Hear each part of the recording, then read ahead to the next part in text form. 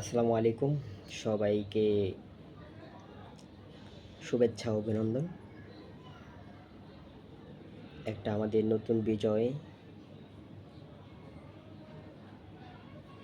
এটা আমাদের সকলের জন্য। স্মরণ করছি যাদের জীবনের বিনিময়ে আমরা এই স্বাধীনতা অর্জন করতে পেরেছি। তবে স্বাধীনতা অর্জন করার চেয়ে রক্ষা করা কঠিন। আমাদের এখনো সামনে অনেক অনেক পথ বাকি আছে। আমাদের অনেক পথ হাঁটতে হবে। একটা নতুন সরকারকে দাঁড় করাতে হবে। কিন্তু আজ বঙ্গভবনে, সংসদ ভবনে যা দেখলাম, বা এই কতদিন কারফিউর সময় বা মানুষকে ইন্টারনেট বন্ধ করে রাখা, মানুষের মৌলিক চাহিদা হরণ করা সহ নানা সমস্যায় মানুষ যে বুকের মধ্যে কষ্ট চাপা দিয়ে গত 15 বছর ছিল, আর সে কষ্টে অনেক কিছু ভাঙচুর করে ফেলেছে, যা অন্যায়, যা অবিচার। তবে গণভবনে যা ঘটেছে তা নিন্দনীয়। আমাদের রাষ্ট্রীয় সম্পদ আমরা ভেঙে ফেলেছি। এই সম্পদ আমাদের টাকায় গড়া, অন্য কেউ আসলেও তার জন্য প্রয়োজন হবে। আপনারা জানেন, তারা 200 টাকার কাপড় কিনে 2 লক্ষ টাকায়, 2 লক্ষ টাকার কাপড় কিনে 20 লক্ষ টাকায়, 20 লক্ষ টাকা 20 কোটি টাকাও হয়ে যায় তাদের কাছে। আমরা চাইলে এগুলি রক্ষা করতে পারতাম। কিন্তু সবচেয়ে দুঃখজনক, সকল ছাত্ররা মিলেও তা রক্ষা করতে পারেনি। কেননা এই কতটা দিন বা এই শোষণ নিপীড়ন সময়ে যতগুলো অঘটন অকাজ হয়েছে, প্রত্যেকটা অঘটন অকাজ করেছে যা বলতে ইচ্ছা করে না। বললে বলবেন যে একদম নিম্ন শ্রেণীর মানুষের প্রতি আমরা জুলুম করছি বা অত্যাচার করছি বা তাদের খারাপ দৃষ্টি দেখছি। কিন্তু বাস্তব জীবনে যারা, এক কথা বলে, ডান্ডি খেয়ে যারা রাস্তায় পড়ে থাকে, তাদের দ্বারা সম্পূর্ণ কাজগুলো হয়েছে। আজকে যারা বঙ্গবন্ধুকে এতগুলো ভাঙচুর করেছে, তারা ছাত্র না, একজনও ছাত্র না। ভাঙচুর ছাত্ররা করে না, সম্পূর্ণ ভাঙচুর করেছে যারা এতদিন 200 টাকার 500 টাকার বিনিময়ে আওয়ামী লীগের মিছিলে গিয়েছে, ডান্ডি খেয়ে রাস্তায় পড়ে থাকে এবং একটা ধর্মের সাথে আরেকটা ধর্মকে যুক্ত করে অপব্যবহার করে মানুষের দাঙ্গা সৃষ্টি করে। হিরোইন, এক কথা বলা হিরোইন কানজুট্টি, সকল ছাত্ররা মিলেও তাদেরকে বোঝাতে পারে না। আমরা স্বাধীন করে কি পাচ্ছি? আমাদের রক্তে কি চুরি মিশে আছে? আমাদের চুরিবিদ্যা ঠেকাতে হলে সবার আগে এই অবৈধ রাস্তায় পড়ে থাকা মানুষগুলোকে মেরামত করতে হবে আমাদেরকে। আমরা যতদিন না পর্যন্ত তাদেরকে মেরামত করতে না পারবো, এই দাঙ্গা হাঙ্গামা এত সহজে বন্ধ হবে না। আমি আর আপনি মারামারি করলে মামলা হবে, বিচার হবে, কিন্তু যারা এই রাস্তায় জন্মে, ইচ্ছে করলে যে যার সাথে থাকতে পারে, ইচ্ছে করে যে যার সাথে ঘুমাতে পারে, একটা স্টিক খেয়ে 3 দিন রাস্তা পড়ে থাকে ডান্ডি খেয়ে, আবার 500 টাকার বিনিময়ে চাইলে আরেকজনকে হত্যাও করতে পারে। তাদেরকে জ্ঞানের আলোয় আলোকিত করতে হবে, তাদেরকে বোঝাতে হবে অবৈধভাবে যেন তারা সন্তান জন্ম না দিয়ে এভাবে রাস্তায় ফেলে দেয়।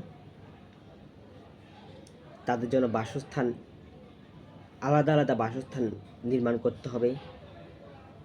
তাদেরকে সুশিক্ষায় শিক্ষিত করতে হবে। শুধু আমাদের সুশিক্ষায় শিক্ষিত হলে হবে না, তাদেরকে করতে হবে। এই লকডাউনে রাস্তাতে যতবার দেখেছি মারামারি করতে, বেশিরভাগ লোকেরাই বস্তিতে বসবাস করে। আওয়ামী লীগের মিছিলে 200 টাকা 100 টাকার বিনিময়ে যায়, কিন্তু বল তাকে মেরে ফেল, তারা মেরে ফেলবে। আজ সংসদ ভবনে তাদেরকেই দেখলাম আমি ঘুরে ফিরে, তারা লুটপাট করার জন্য গিয়েছে, তারা ছাত্রদের নামে বদনাম করতে গিয়েছে। ছাত্ররা স্বাধীন করেছে লুটপাট করার জন্য, আবার তাদেরই কয়েকজন মিলে বিভিন্ন স্থাপনায় ভাঙচুর চালাচ্ছে, যা কখনো যেন ছাত্রদের গাড়ে না পড়ে। সকলকে তাদেরকে চেনে রাখার জন্য আহ্বান জানাচ্ছি। আমাদের এই বিজয়, আমরা একটা সুন্দর দেশে বসবাস করার জন্য, আমাদের এই বিজয় অভাব অনটন দূর করার জন্য, আমাদের এই বিজয় আমাদের শিক্ষা ব্যবস্থাকে উন্নত করা, গবেষণা বাড়ানো, দেশকে সারা বিশ্বে প্রেজেন্ট করে মাথা উঁচু করে এক হয়ে দাঁড়ানো। আমরা পৃথিবীতে 1 নাম্বার হব, কিন্তু আমাদের যে শরীরে রক্তে মাংস চুরি মিশে আছে, তা বর্জন করতে হবে আমাদের বিবেক দিয়ে। চুরিকে চুরি বলতে হবে। এই যে সরকারি চাকরি, সবই চুরি। সবাই চুরি করে না, কিন্তু সবই চুরি হয়ে যায়। আপনার আমি মারামারি করি না, কেউ না কেউ তো করে। বাধা দিতে হবে, তাদেরকে বোঝাতে হবে আইন সবসময় নিজের হাতে তুলে নেওয়া যায় না।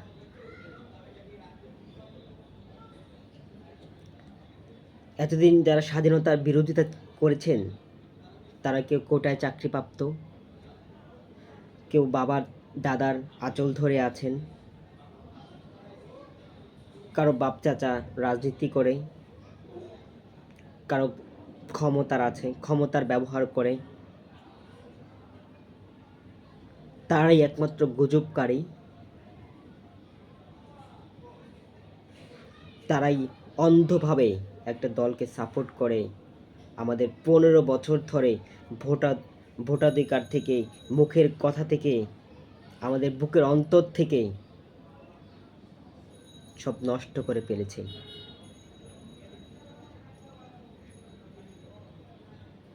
মানুষ জানে ফেরাউন এত বছর শাসন করার পরও তার পতন হয়েছিল, নমরুদের হয়েছিল।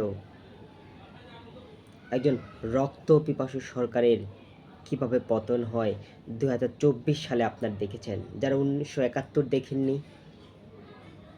2024 তার দেখেছেন নিশ্চয়ই।